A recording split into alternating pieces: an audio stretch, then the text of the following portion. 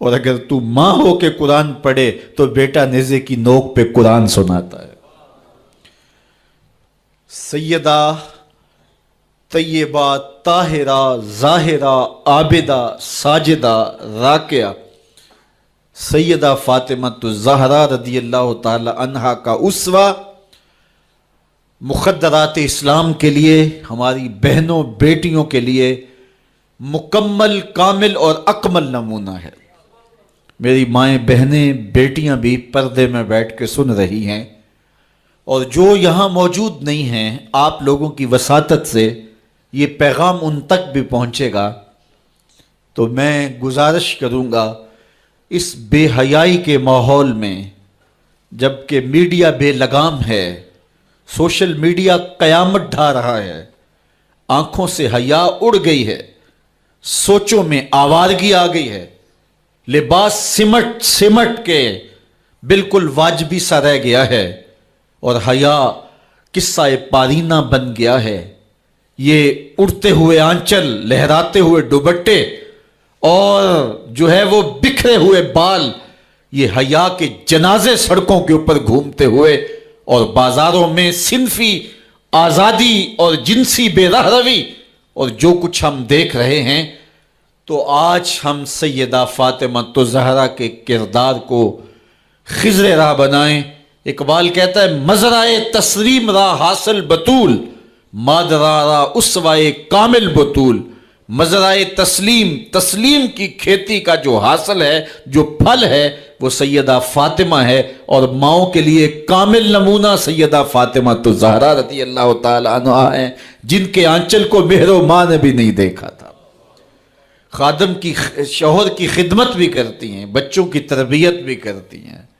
آسیہ گردان و لب قرآن سرا، ادھر چکی بھی چل رہی ہے اور لبوں پر قرآن کے نغمے بھی جاری ہیں۔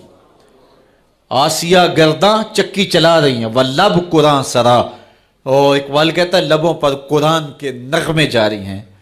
جب لبوں پہ قرآن کے نغمے ہو اور آٹا پیسا جا رہا ہو، تو پھر وہ گندم اور وہ آٹا جب بچے کھائیں گے تو پھر حسین ابن علی کے کردار ہی پیدا ہوں گے۔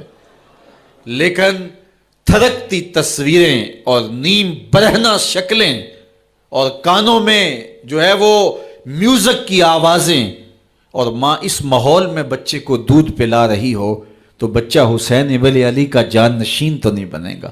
کوئی اداکار تو بن سکتا ہے، کوئی گلوکار تو بن سکتا ہے، لیکن حسین ابن علی کا جان نشین نہیں بنے گا۔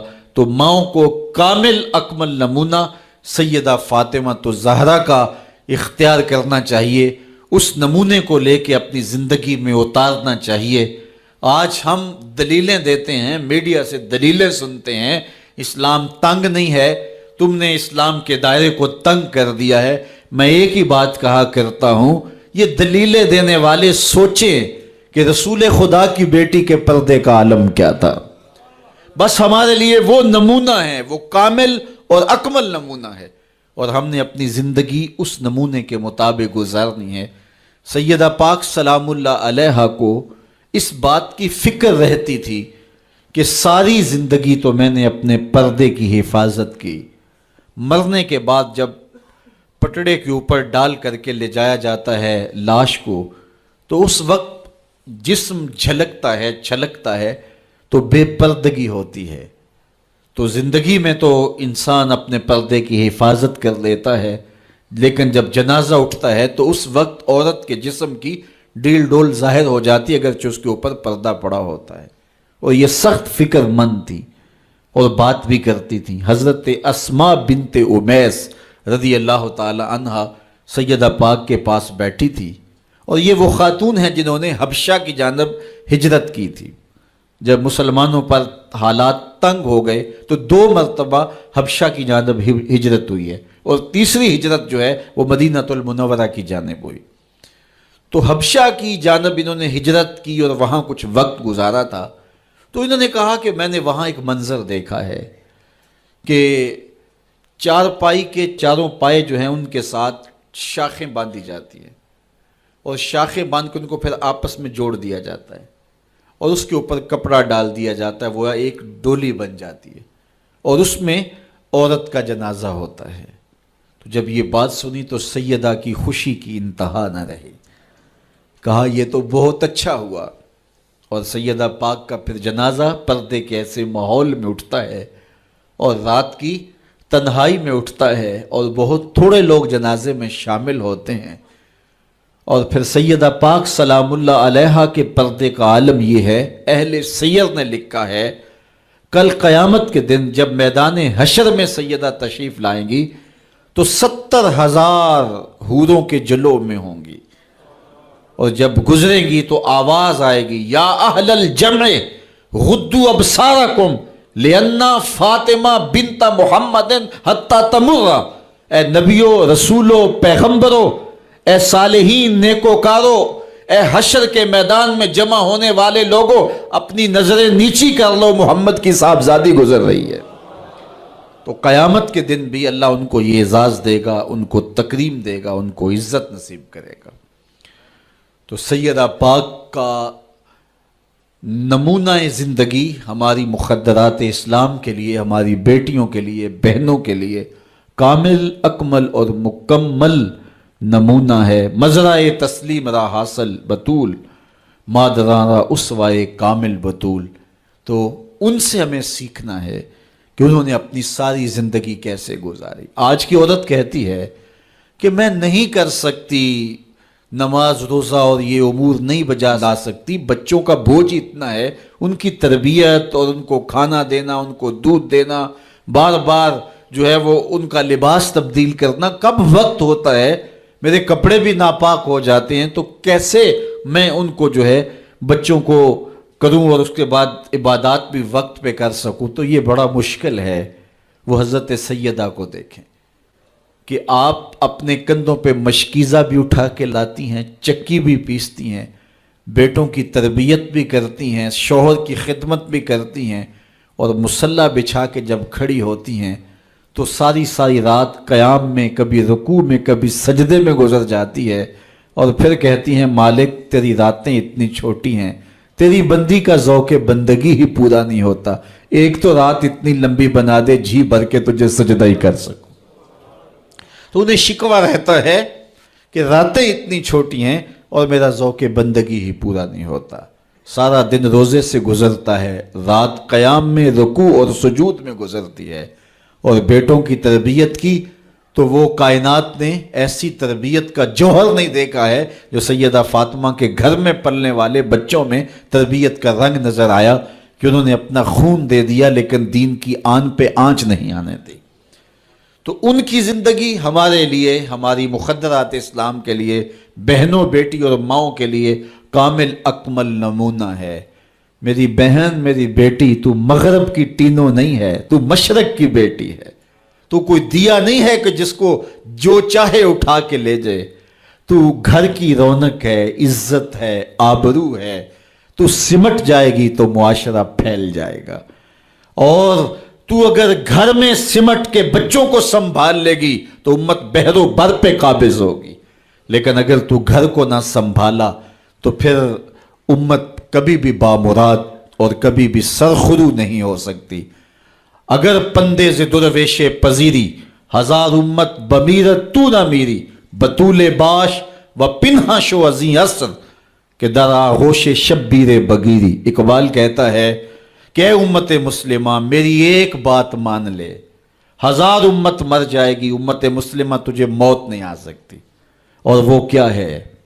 اللہ اکبر، بطول باش، قوم کی بہن سے، بیٹی سے، ماں سے مخاطب ہو کے اقبال بولتے ہیں بطول باش، بطول بن جا، وہ پنہا شو ازیں اثر، اور زمانے کی آنکھ سے پوشیدہ ہو جا، پھر در آغوش تو شبیر بگیری، پھر تیری آغوش میں بھی حسین ابن علی کے جانشین پرورش پائیں گے۔ تو اپنے آپ کو سمیٹ کے اس کردار کے سانچے میں ڈال لیا جائے۔ عورت کا دائرہ کار گھر ہے، چار دیواری ہے، اور اس چار دیواری کے ماحول کو آسودہ رکھے، وہ باہر نکل کر کے جو ہے وہ گھر کی ذمہ داریوں سے دستبردار نہ ہو۔ یہ ذمہ داریاں مرد کی ہیں کہ وہ باہر نکلے اور ضروریات کو فراہم کرے۔ عورت کی ذمہ داری چار دیواری کی ہے، اس چار دیواری کو رونق بخشے اور تربیت پر نئی نسل کو بہتر بنانے کے لیے اپنی ساری صلاحیتیں صرف کر دے. ساری زندگی میں ایک اس کا بچہ بھی اگر قوم کو مل گیا تو قوم کی تقدیر بدل دے گا. مائی راستی ہیں یا ام الخیر ہیں، انہوں نے ایک بچے کی تربیت کی. آج مائیں کیوں نہیں کر سکتی؟ بابا فرید کی ماں بیٹے کے مزاج کو سمجھتی ہیں کہ یہ شکر کو بہت پسند کرتا ہے، تو شکر کی پڑیا مصلے کے نیچے رکھ دیتی ہیں، اور بیٹا مصلہ اٹھاتا ہے تو نیچے شکر کی پڑیا ملتی ہے. روز ڈیوٹی دیتی ہیں، اور بیٹا شوق سے نماز پڑھتا ہے، بعض میں شکر کی پڑیا بھی ملے گی. ایک دن کہیں گئی تھیں تو نماز کا وقت ہوا، ماں وہاں بے چین ہے اور وہیں مصلی بچھا کے کہتی ہے مالک میری لاج رکھنا. آج بیٹا مصلی اٹھائے اور اس کو شکر کی پڑیا نہیں ملے گی تو راز کھل جائے گا، تو بیٹا کہیں بدظن نہ ہو جائے. اس کا گمان یہ ہے کہ مالک اپنی کرم نوازیوں سے یہ پڑی مجھے ڈائریکٹ دیتا ہے، درمیان میں کوئی نہیں ہے. اللہ اکبر. خیر ماں واپس پلٹی اور سب سے پہلے تجسس بھری نگاہ سے بیٹے کو دیکھ رہی تھی کہ بیٹا کوئی شکایت تو نہیں کرتا، لیکن فرید بیٹے کے لب پہ کوئی شکایت نہیں تھی. خیر ماں نے پوچھ لیا بیٹا نماز پڑھی تھی؟ کہا اماں نماز پڑھی تھی، لیکن آج جو شکر ملی ہے اس کا چس ہی کوئی اور تھا، اس کا ذائقہ ہی کوئی اور تھا. تو آنکھوں سے چھم چھم آنسو برسنے لگے. مالک تو نے میری لاج رکھ لی. تو پھر بتایا کہ بیٹے میں تو یوں ہی پڑیا رکھتی تھی، آج مالک نے جو ہے وہ میری لاج رکھی ہے اور تیرے مصلے کے نیچے پڑیا رکھ دی. پھر فرید بنا نا. تو پیچھے ماں کھڑی نظر آتی ہے، حضرت غوث اعظم رضی اللہ تعالی عنہ. اگر غوث اعظم ہے تو ان کے جبے میں 40 دینار ماں سی رہی تھی نا، اور ساتھ نصیحت کر رہی تھی کہ بیٹا جو بھی ہو جھوٹ نہیں بولنا ہے. پھر ڈاکوؤں کو بتا رہے ہیں کہ 40 درہم تو میرے پاس بھی ہیں. تو ڈاکو کہتے ہیں عجیب کہانی ہے، بھلا کو ڈاکوؤں کو بھی پیسے بتایا کرتا ہے. کہا میری ماں نے کہا تھا جھوٹ نہیں بولنا، جو بھی ہو جائے لیکن جھوٹ نہیں بولوں گا. اب ڈاکو شرمندہ ہو کے بولتے ہیں یہ ماں سے جھوٹ نہیں بولتا، ہم رب کا حکم نہیں مانتے. اور یہ پہلے لوگ تھے جو حضرت غوث اعظم کے ہاتھ پہ جو ہے وہ توبہ کرنے والے تھے. اللہ اکبر. قطب الدین بختیار کاکی جب درس گاہ میں جاتے ہیں، استاد پڑھاتا ہے الف لام میم ذالک الکتاب، پورا پارہ سنا دیتے ہیں. دوسرے پارے کا آغاز ہوتا ہے سیقول السفہاء من الناس، بچہ سارا پارہ سنا دیتا ہے. تیسرا پارہ، چوتھا پارہ، 14 پارے سنا دیے. کہا یہاں سے شروع کرو، سبحان الذی اسری بعبدہ. تو کہا بیٹا جس درس گاہ میں 14 پارے پڑھے تھے وہیں بقیہ قرآن بھی حفظ کر لیا ہوتا. کہا استاد جی میں کسی درس گاہ میں نہیں گیا، میری ماں 14 پاروں کی حافظہ تھی، اور صبح جب اٹھتی تھی تو قرآن بھی پڑھنے لگتی اور کام کاج بھی کرتی. تو بچپن سے ہی سن کے ماں کی آغوش سے یہ 14 پارے یاد ہو گئے. تو مائیں اگر ایسی ہوں تو بیٹے ایسے ہوتے ہیں.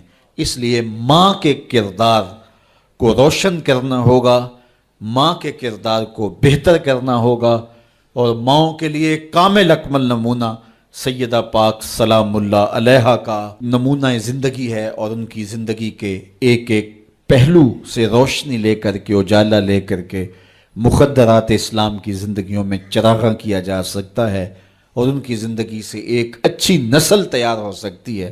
کسی نے کہا تھا مجھے اچھی مائیں دے دو میں تمہیں اچھی نسل دوں گا.